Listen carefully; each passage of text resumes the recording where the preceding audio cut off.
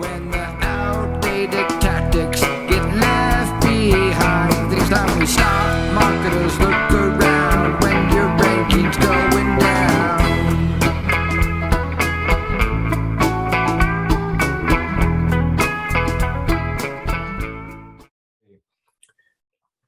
It's the Jim and Ann Show. I'm Jim.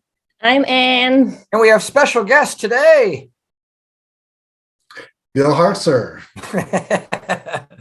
Bill Hartzer. We are so lucky to have Bill. Bill's been doing SEO since 1996. He's a popular blogger, a speaker, a podcaster, Dallas SEO, author at Search Engine Journal and other places. He's a course instructor, kind of an expert at top-level domain names and new TLDs, and is also an expert witness and offers consulting, auditing, and more at billhartzer.com. And Bill, great to have you here. Hey, Bill. Yeah, it's great to be here this afternoon.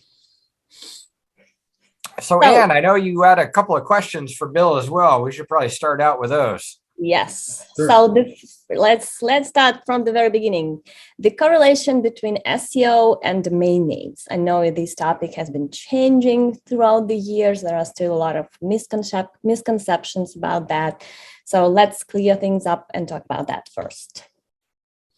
Sure. So SEO and domain name. We go back, let's say, before, I believe it was around 2008 when the exact match domain name or EMD update came along.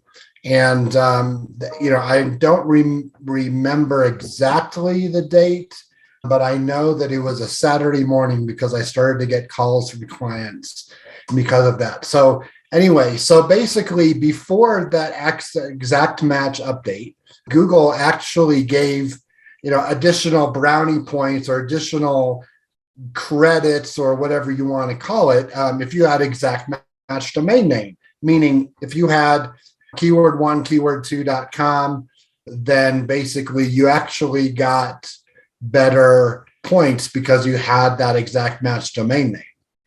And that update, basically all they did was remove those extra points. Okay. Meaning that they basically didn't give any extra credit for having an exact match domain name. Now, they have come out time and time again, Google representatives. I mean, that's the they I'm talking about.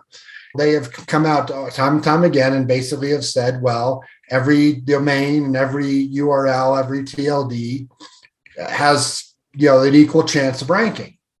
And I'm curious to know if you feel if that's true or not, because I know you've done studies on that as well. Yes, I have. And I wonder if the click-through rate can affect things as well. But I'm sorry, I'm probably jumping ahead here. Yeah, so basically, if we think about reality, the reality stands is that, sure, it may be that every domain name has an equal chance of ranking, okay?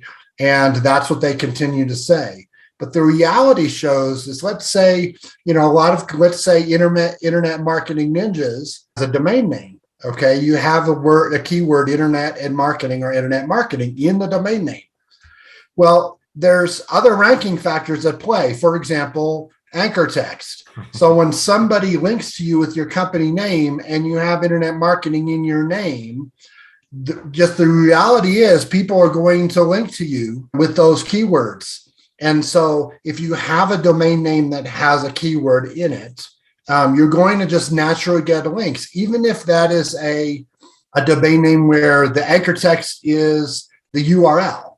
Well, still, okay, we have a word, we have something in there that somebody's pointing and saying, okay, if you're looking for Internet Marketing Ninjas, then go over to this website, internetmarketingninjas.com. That actually is a little bit more powerful than just the fact that, okay, we have a domain name that's created equal. Our old domain name was We Build Pages, and I certainly think when we changed the name to Internet Marketing Ninjas, and suddenly a lot of people were linking to us with the brand name, now we're getting anchor text with internet marketing. That wasn't an accident. Oh, with that point, a quick question. So it's almost impossible to find a .com domain, top-level domain these days. Does it matter if that the keywords in the domain and some fun URL like .name, .tech, .io domains? I remember back in the days, definitely .com domains were ranking better. Is this still the case, or it already doesn't matter what the top level? Yeah, so that kind of goes along with the same thing as we've put that further. If you have the keyword in the beginning and in the end, say a .marketing domain and internet.marketing, the same thing. People are going to naturally link to you that way. Now, I've done in the PPC world, I've actually done, a study testing in there where basically you've taken in PPC and Google Ads and so forth, you could actually make everything exactly the same, have the exact same landing page, and then have, the ad copy, the keywords, the bid prices, et cetera, all the same. And then the only difference is the domain name. And I've done testing around, sending traffic to .com versus a keyword rich. And in fact, that dot between the two words actually separates those words. So classic example that I use, one part of the test was 3caratdiamonds.com versus 3carat.diamonds. And the diamonds actually did so much better, became a better quality score and better click-through ratio. Wow. Because people looking at keywords in a run-on way where there's no separation between the dot and so forth. And that's the PPC situation. I really have not been able to properly test the organic situation. But I imagine that should be the same because there is still domain in the search snippet. And if that's separated and those are two readable words, I can imagine that would be clicked more.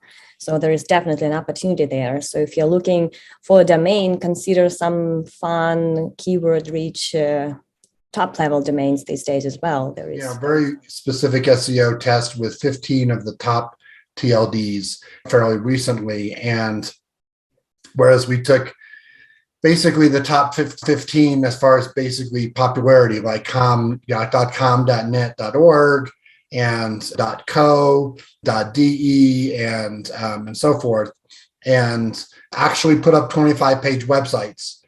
Basically, there were nonsense text on the 25 pages, and that keyword was really never mentioned in anywhere in the site and so forth. And what happened, the first part is that the crawling rates were a lot different. The .xyz was crawled within 25 pages just by putting it up and verifying them all in Google Search Console at the same time. And basically the .xyz was crawled and indexed all 25 pages within 3 hours. It took the .org about 4 to 5 days to get all their pages crawled and indexed. And it took the .com a day or two, 24 hours to 48 hours to get crawled and indexed all their pages. Why do you think so the XYZ was very, very, as far as crawling and indexing, they just Google loves.xyz. And it could be, a reason because .xyz sites, a lot of people have created millions and millions of pages and they're just used to crawling .xyz a lot. That was kind of the first version of the test. We kind of need to run the same thing again and see if that's the case. As far as rankings go, the .net actually ended up ranking by far quicker. And in fact, even 8 months after the fact, that the .net actually ranked for its keyword much better than any of the others. As far as .co, which is .co, even though we had the HTML language tag set as English, but it was the complete site was in nonsense text, 25 pages, Google immediately considered that was in Spanish. And because of the .co, because .co is actually a ccTLD for Colombia, the country of Colombia. And even though so many people use it as an alternative to .com, you do actually need to put in hreflang tags to make sure that people know that .co is in English. Did you mention that you also included DE in that test? Yes. Did it show the similar result that they considered that German? Yes, it was absolutely German, and it had the little, right next to the result, it had, translate this page definitely in there. Because it's interesting. It's always been like that. Google would treat those localized domains very differently. And I don't remember if it's still the case, but if you have a localized top level domain, you didn't need to put your country in the Search Console. Google would already know that that is Yes. localized to that country. So it's still the case. The domain names that we used were completely we used the same beginning of the domain name, keyword.co, keyword.com, keyword.net, and so forth. That keyword was a nonsense keyword that didn't appear anywhere on the internet. And that keyword never appeared anywhere in content on any of the sites. Okay. So basically it was just, only in the domain name. And we could search for that nonsense keyword, and that nonsense keyword would actually, was ranking. So we know, and I was able to prove that Google actually reads that word in the domain name, because it did not exist anywhere else on the web. It did not exist even in content on the websites, not anywhere. So you would recommend a keyword-rich domain often? Yes, if at all possible. And, not necessarily does not have to be .com. It could be anywhere in the domain and the URL. Look around when your ranking's going down.